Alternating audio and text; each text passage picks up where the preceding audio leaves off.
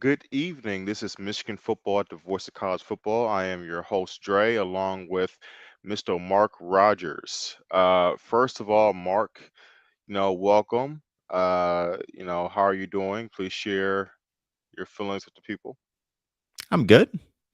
I'm good. Great to be here for another Wednesday. So, folks, if you're unfamiliar, we are here each and every Wednesday at it'll be 5:30 Eastern time, talking up Michigan football. So, leave your comments, your questions there in the live chat, and we will get to those. But yeah, all is as good as can be expected. We'll put it that way. Yeah, well, that's good. We know how life is, up and downs, peaks and valleys. So, For but we're sure. here, right? Um, so Mark, it's been a interesting, few weeks for Michigan football. Um, both on the field and off the field, and player changes, personnel changes, and now, well, coaching potential changes, and now potential legal issues as well. And I want to hit on a variety of those things during tonight's show. But I do first want to start off with some positive things. Because over the course of the last week and a half, 2 weeks, Michigan has got a pretty good influx of players, especially starters, who have announced that they will be returning to the program. The biggest one I would say is Blake Corum, returning for his senior year. It was also announced Cornelius Johnson, who is one of the top targets receiver wise, announced that he was coming back. Jenkins announced that he was coming back, one of their important linemen. Michael Barrett, uh, their most important, or at least I would say their captain linebacker, return announced he's returning for his 6 year as well. And also, I believe we know Mike Shannon also has he's been announced it, but he also has returned. So that's huge. Continuity is huge, especially for a team like this that had really good success. Bringing back, starters, really important people on your team from a leadership standpoint, production standpoint, is huge, especially if you have the goal of repeating or even going further than you did this past season.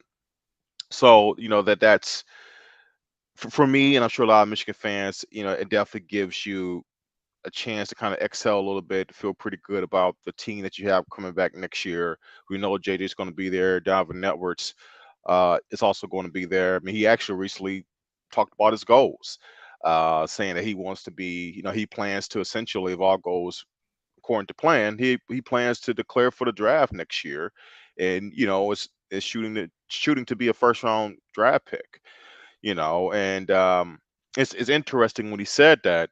You know, it's funny when you look at social media, you look at Twitter, and you see the different types of opinions that people have, and I found it so funny that some Michigan fans, not a lot, probably a very small minority of them, but some, saw it as a negative, as he should be focused on, you know, winning, or hey, well, you didn't play that well versus TCU or something like that. I'm like, that a young man having lofty goals is huge for the program, because if he wants to achieve those goals, means he has to produce, and if he produces, that helps the program win. So, um, I I hope that Donovan Edwards does everything he can do to be a first round draft pick, because that bodes really well for the Michigan football team this fall.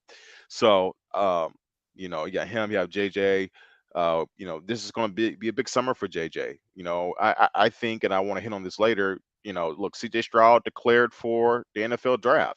And I'm not exactly sure. I'm sure you've gone through it, and especially on the Ohio State channel, and your own shows as well, that what their quarterback situation is going to be. But as of now, I feel pretty comfortable saying that JJ McCarthy probably is, or has a legitimate argument to be, the best Big Ten quarterback starting next year.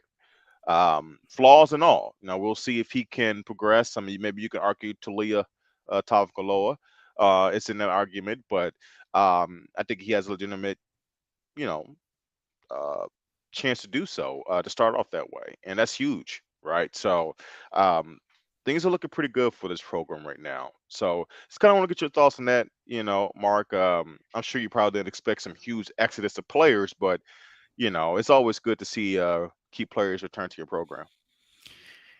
Yeah, I think the players that were projected to come back all decided to come back, and then there were some guys that were more like 50-50 guys, Hmm. like a Blake Corum, and I know Cornelius Johnson. A lot of people had doubts about him coming back, so most of the 50-50 guys, if not all of the 50-50 guys, also made that decision to come back to school. So I think that it obviously that's nothing but a ton of pluses from a talent and personnel standpoint. But I think it also says something for uh, the culture, the uh, camaraderie on this team, the attitude that they have about unfinished business, the belief that they have that if a collection of them come back, that they can get it done.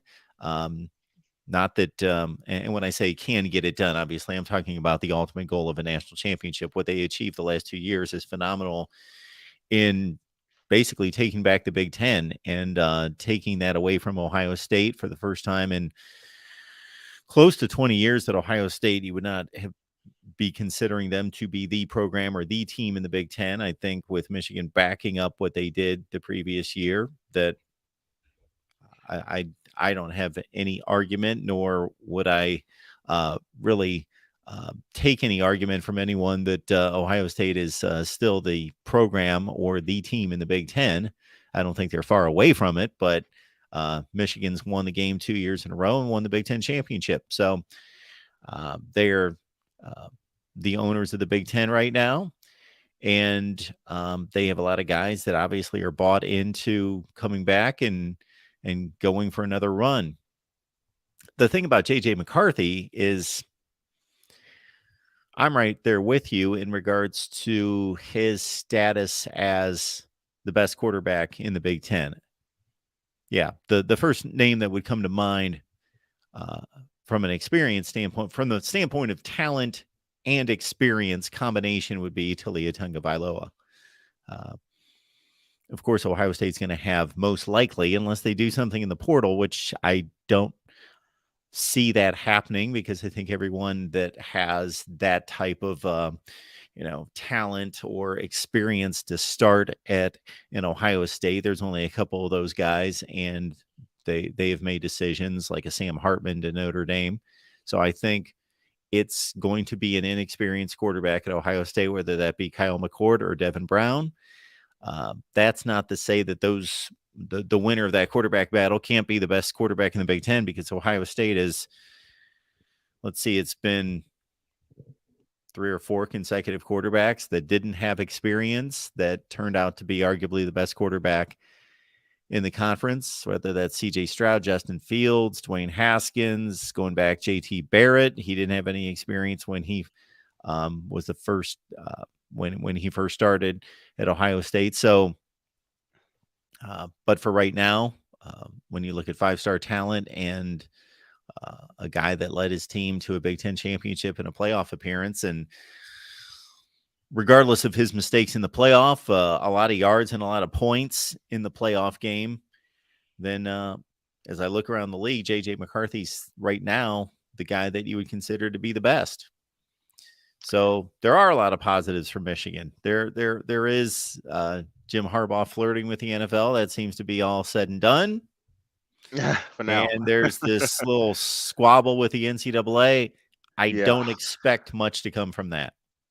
Yeah. Well, look, and I want to hit on that as well in terms of the NCAA allegations and recent reports of a situation, potential legal situation with the offensive coordinator Matt Weiss, or co-offensive coordinator Matt Weiss, that recently broke, because that's going to look, you're talking about, your like one of your play callers, now being a pretty sounds like a pretty potential serious legal situation. Now we'll let it all play out, let the facts come out and all that. I won't give an opinion on it one way or the other. I don't know enough to do that, but it is something to monitor. And it's unfortunate, Mark, because it's just one of those things, another one of those things where it's another distraction, right? You just for once you would have liked to have, especially the type of season after the type of season that Michigan had, to have a really good smooth off season where,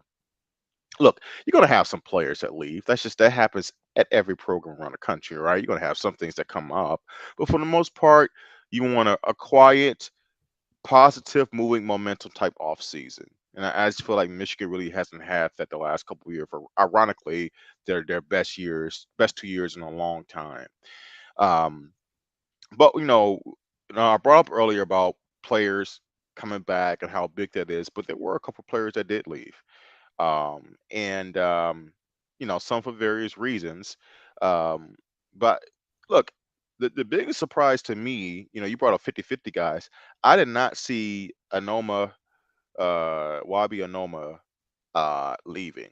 Now, granted, his track record would point to that not being a surprise. I mean, he's now, I think, on his fourth or fifth stop, wherever he lands. But that's a kid that it seemed like Michigan took a late flyer on. Well, before last season, and he made an impact, and he became one of their most important pass rushers. Definitely played a big role in tandem with Mike Morris, and especially when Mike Morris went out. And he was one of those guys that I'm sure other Michigan fans, and I'll venture to guess that coach staff was dependent on, that was going to possibly get more playing time and play an even bigger role. Um, and for some reason, he's gone, and I haven't really seen why that is the case. I don't know if the young man is just trying to get a complete college experience and test out different programs, but just optically, I can't understand it. He had a really good. Um, I thought, he had a productive year. He got increased playing time throughout the year, and I just thought he was set up to, really take off. And now he's gone. It has to restart the clock. Start off with a new program, reprove himself, and all that. So that was a shock. That was certainly a shock for me. And I also saw that Andrew Anthony left. That one wasn't too much of a shock. He's one of those guys where he had essentially one game he popped, the Michigan State game of 2021. And we all thought, like, wow, maybe this kid, it could be a star. This could be one of those guys that comes out of nowhere. It could be a star for this wide receiving core going forward. I believe he was a true freshman at the time, if I'm not mistaken. He was really, really young. I have to go back and check that, but he definitely wasn't either a true freshman or a redshirt freshman. But the point is that you thought we had a longer runway where this guy could be a big time player going forward, and that just never materialized. Pretty much, I think MSU was late October in 2021. He never really, throughout the course of the year, made any more consistent splash plays, and he really didn't do much last year, this past season. So I wasn't shocked that he left. Maybe lack of opportunities, maybe just not getting the right type of uh, uh, looks that he wants. He's gone to Oklahoma, um, but yeah, I mean that. So him leaving was that big of a shock, but I don't want to, overdo it here. I mean, what are your thoughts on some of those guys? Well, Anthony caught like 7 passes last year. Right. So, Yeah. uh, Yeah. so obviously he had been passed by for whatever reason, had been passed by on the depth chart and just was not in that regular rotation of wide receivers. And of course, he's looking for playing time and he's looking for reps and targets and all of that. But I had the same thought about him after the Michigan State game. I thought, wow, I've known about this guy for a few weeks, but I haven't really seen him do anything. And now he gets targets and he makes plays and he showed up in that game and then they went away from him again. So yeah, that was just kind of a one game career for him in terms of his, um, It's almost like the Michigan State wide receiver the year before in the COVID year that showed up with like 100 and some yards his first game at Michigan State and was never heard of from again and left the program. Right. But Andrew L. Anthony, I had not heard of anything negative there. Just obviously, just other guys were evaluated to be better and did the job. And so he kind of, after that one big breakout, just kind of sunk down the depth chart and just didn't get a whole lot of looks. A gnome is kind of strange because I can understand the other moves that he's made throughout his career to get to this point. Uh, we interviewed him here when he was recruited by Alabama, Okay. and he hadn't played much high school football. He was just an athletic freak that Nick Saban took a flyer on, and he rose up the recruiting rankings, just shot up the recruiting rankings based on just having like one big senior season, and went to IMG Academy in Florida, and was sacking the quarterback every other player. Just showed ridiculous upside. So he shot up the recruiting rankings. He goes to Alabama, and for whatever reason there. Uh, Seems like it was combination football of not catching on to the scheme and really understanding what his assignment was well enough to be on the field a lot, then also maybe some off-field things. And then he, started from square one, went down to the lower ranks. I think it was UT Martin off the top of my head. Yeah. And so you would think once he gets back to another big time program, and it looked like based on playing time and he was working himself into the rotation and making big plays, and like this would be a final stop for him to make a push to the league. Yeah. Yeah, and a program that's in a good place. I mean, you just was Yeah. in a college football playoff, I would say, this had a pretty decent reputation of developing some pretty good pass rushers lately. So you feel pretty good that this coaching staff is going to get you prepared for the league and help you improve your technique. So I optically like unless something came out, that something happened, I just don't understand, what went into that decision. And I just he would have been honestly, Mark. He would have been one of the first guys I penciled in. He's going to be our top pass rusher going into this season. I mean, like it's not even close to me. But uh, look, hey, that's what programs deal with. You deal with turnover, and you gotta figure out a way around it and find other guys that can fill that void. But a shooting maker who was one of their top tight ends. Before his injury, he was definitely the tight end. Actually, I would say J.J. McCarthy's number one target before he hurt his shoulder. And eventually we saw, Coastal Loveland start to, really blossom late in the year. And, of course, you heard about him being a very talented tight end, and you knew he was on the heels of really showing himself. But start off with Eric All, then Eric All gets hurt, a Shoemaker, and then he gets hurt now in the Coastal Loveland. Um, but yeah, and a Shoemaker declared for the NFL draft, and is that a guy that I think they're going to miss next year? Of course. Look, two good tight ends is better than one. Okay, so it's never a good thing to lose a good player, but I was slightly shocked by that. I but that's another guy they're going to have to replace, and also in Taylor Upshaw, I think as a grad transfer, has joined prime time Deion Sanders in Colorado. So those are a few guys that have left that this coaching staff is going to have to figure out. Hey, what do we do? How do we continue to build on what we did last year? And it always goes back to is is the foundation still there? Are the core players that led to your success returning? And I think overall it's still yes. So if you can check the box and you can move forward, and you're going to bring some kids in. They've also brought some guys in front through the transfer portal. One guy names escapes me, but he was a pretty good pass rusher at Coastal Carolina that they brought in through the transfer portals. That's supposedly a pretty good player. So maybe he'll be their top pass rusher. So you'll know they'll do a pretty good job getting those guys ready to go. But Mark, and I only have you for a few more minutes here. I wanted to kind of touch on something, kind of get your thoughts on this. Does the University of Michigan have an accountability issue? Is an accountability issue starting to show itself? And what I mean by that is that look at the core. First of all, problems happen at different at programs all across the country, right? Players make mistakes, staff, coaches in their personal lives get into problems, make mistakes, whatever that you have to deal with. But you have noticed a recent trend uh, with Michigan where, look, your team captain, Mozzie Smith, had a legal situation with that involved a firearm that seemingly was being swept under the rug or, wasn't handled anywhere near the time frame in which it transpired.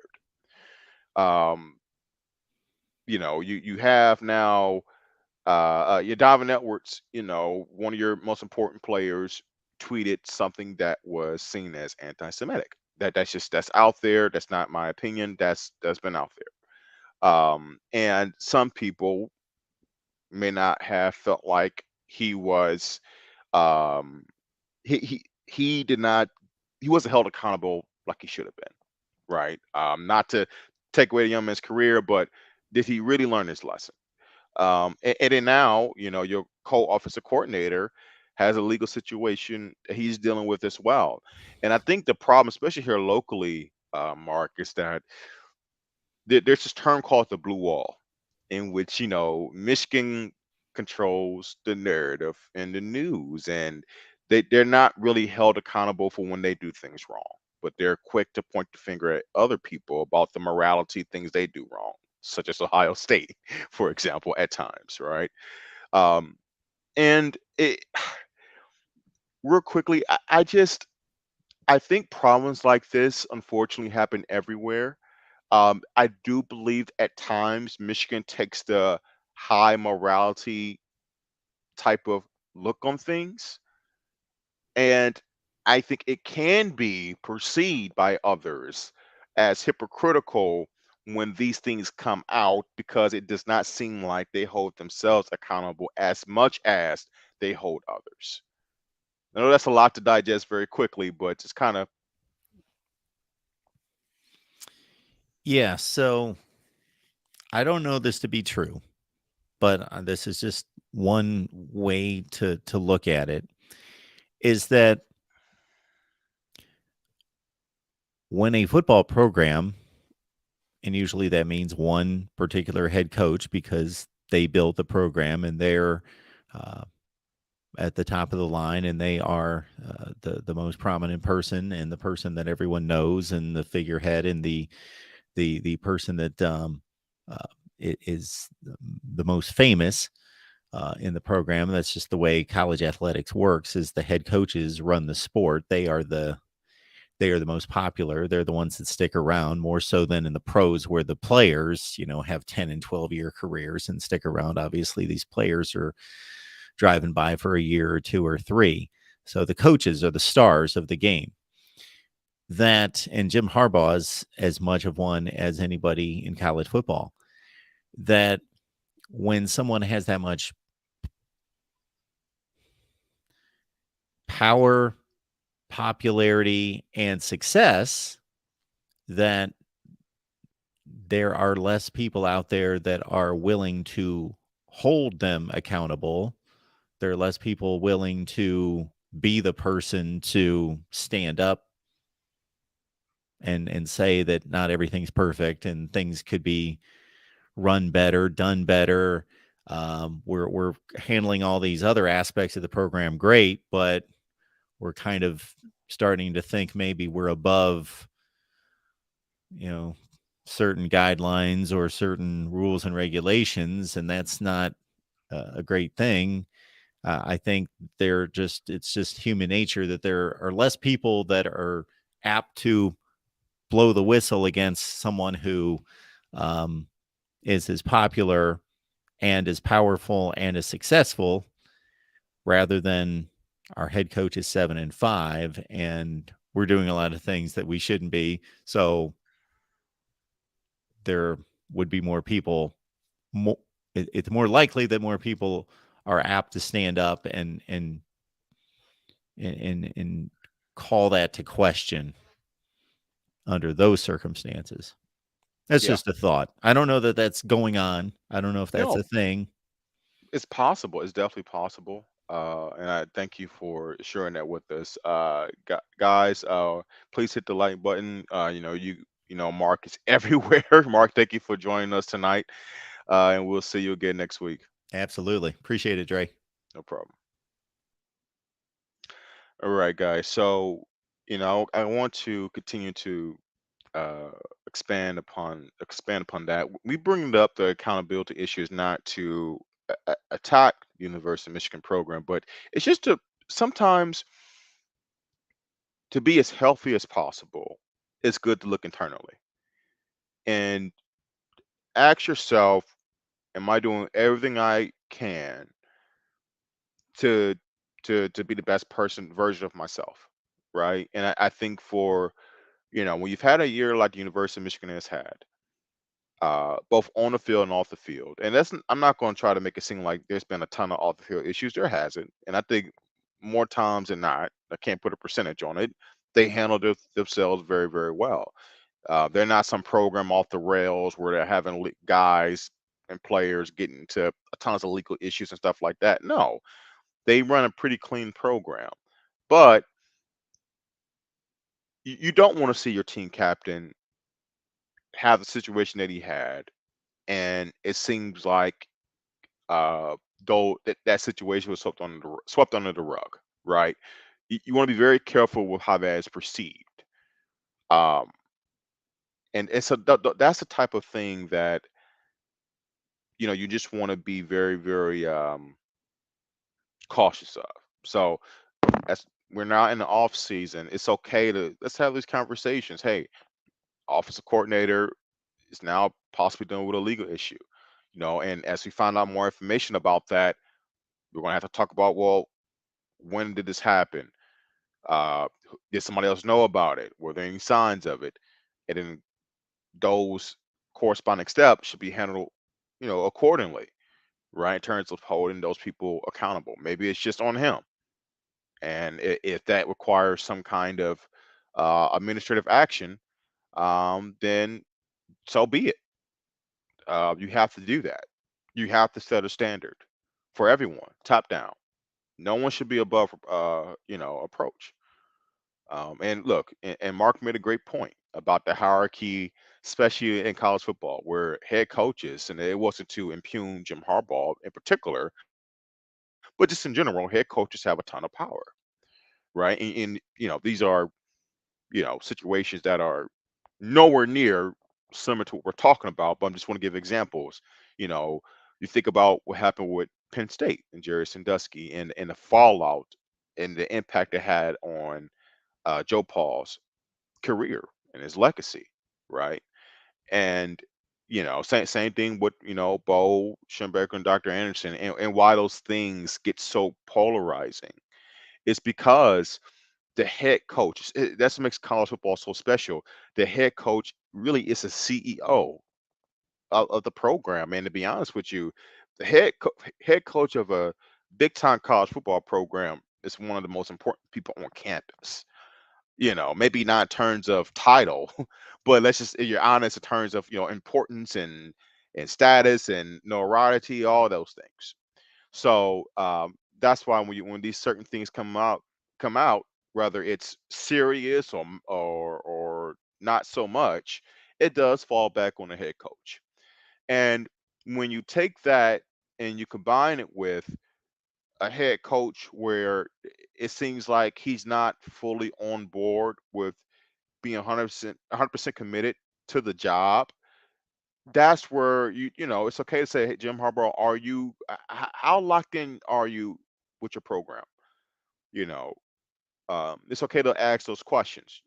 You may not have to throw stones at them, but at least to ask yourself, hey, are you really focused on everything that's going on with your program? How invested are you with the short and long term health of the University of Michigan football program. And I know this past week, the last couple of days, especially, the president of the University of Santa Ono has had seemingly progressive talks with Jim Harbaugh, and by all means, it seems like he's going to be returning this fall. But where's the disconnect? Is it? I've seen some people put throwing Ward Manuel, probably rightfully so, under the bus, saying it's mostly his fault, the athletic director, for lowballing Jim Harbaugh in his contracts, or not giving him the proper respect, or whatever it is. But fact of the matter is, when comes to Jim Harbaugh, the problem is that burning bridges has been a trend throughout the course of his coaching career. So that's where it may not be the case this time, but your track record does work against you. That's just how it is. So, this is one of those times of year for reflection, and that's why I'm talking about it. So, guys, don't get impatient with me. There's a ton going well for this program. Earlier on, we talked about the many players that are returning. I believe one Scoop Johnson, and I knew this, but I forgot to bring it up. Also, we have a ton of most of our offensive line is returning. Re-show it. Oh, it's right there. It is. It's returning this year. Zentra, Keegan, Jones, Barnhart. That's huge, right? We know how Jim Harbaugh wants to run this offense. Running the football is essential, right? And to bring back what, four of your five starters. Now you got to replace the All-American center. That's tough. But look, continuity is huge, especially in the offensive line. It's all timing, rhythm, communication. So look, to do that, you can't overstated enough. So there's a ton going well with this program, but it's also it's worth noting some other things as well. Um, the last few minutes of the show, I do want to get your thoughts on something I brought up to Mark when I was talking about players coming back, and it deals with number 9 from the University of Michigan, JJ McCarthy. I'm just going to ask a question, flaws and all, right? We can, let's try not to assume. Well, actually, I take that back. Let's assume he gets better, right? Flaws and all, let's assume he gets a little bit better.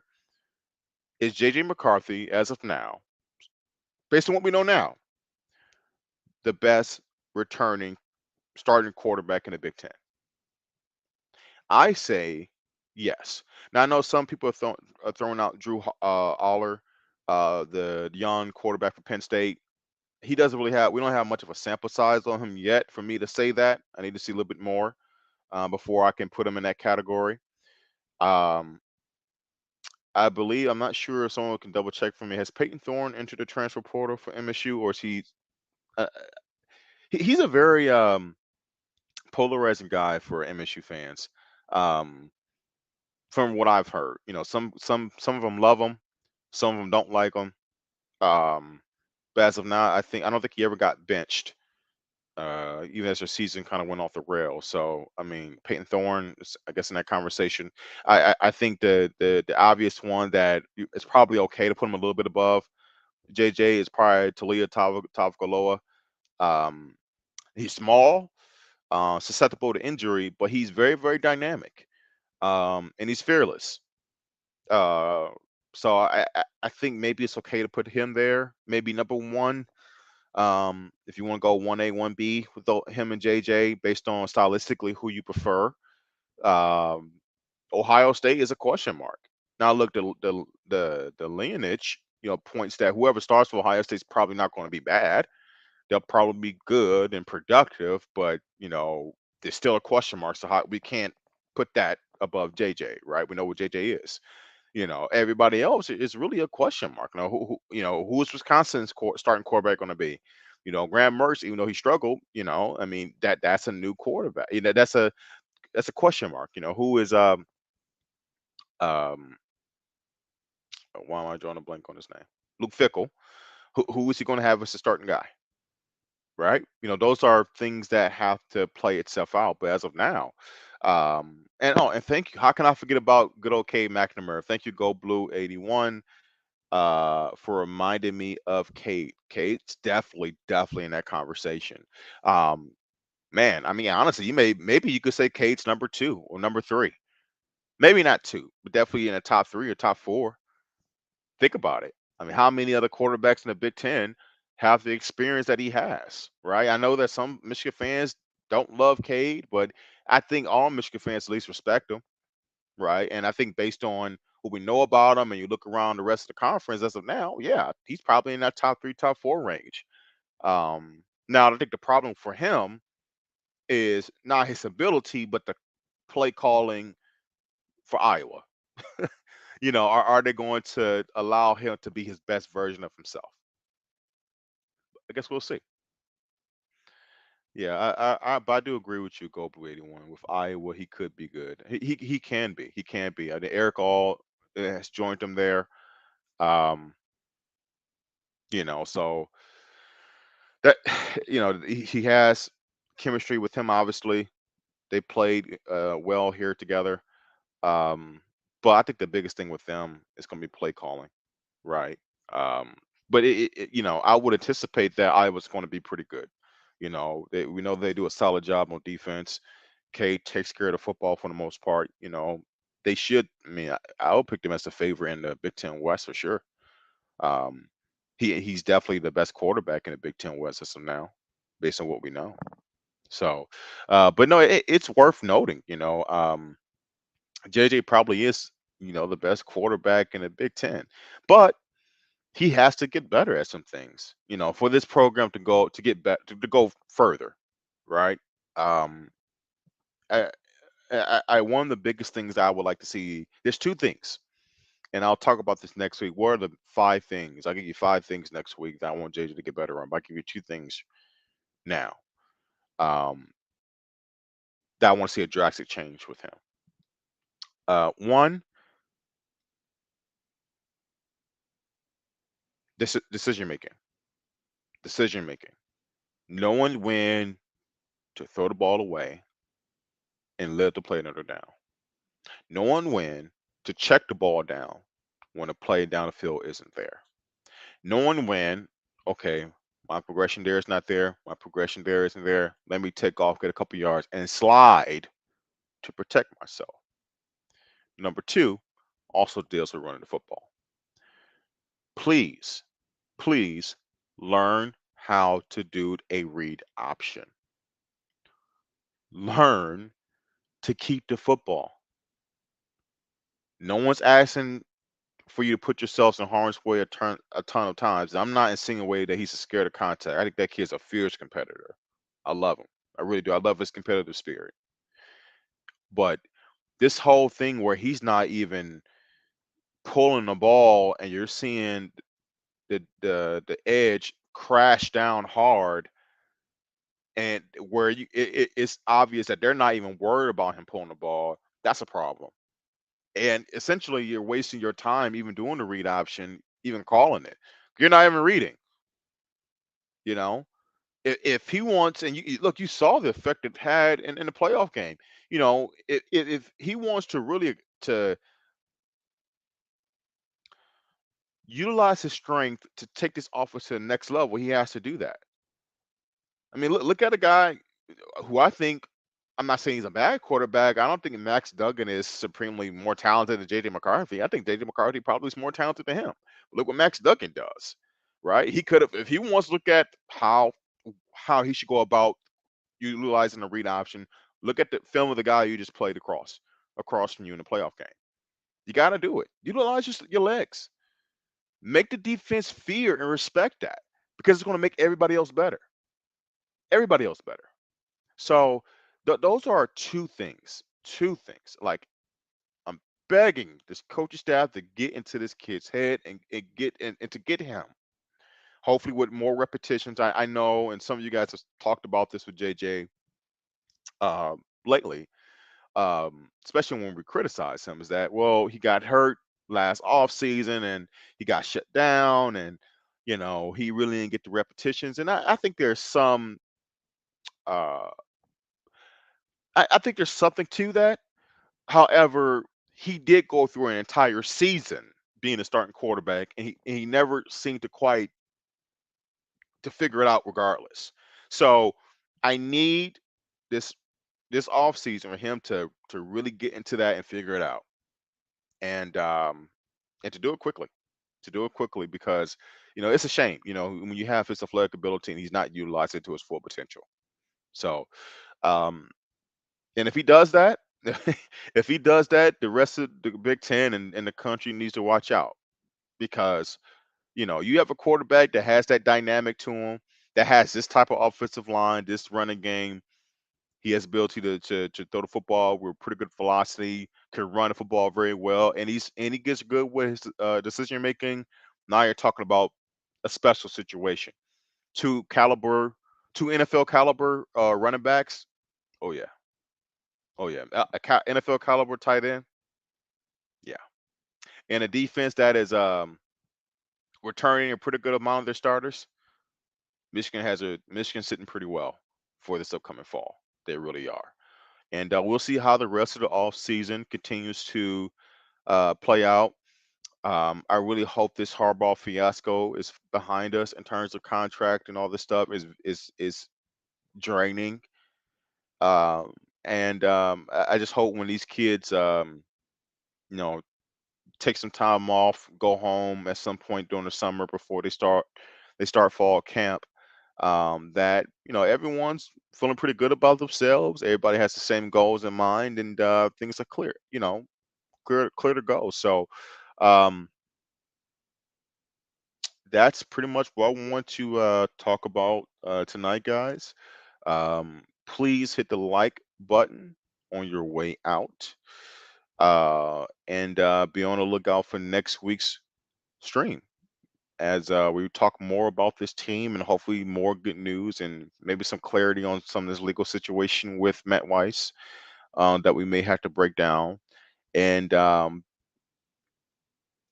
as always, go blue, and hope you guys have a great evening. Good night.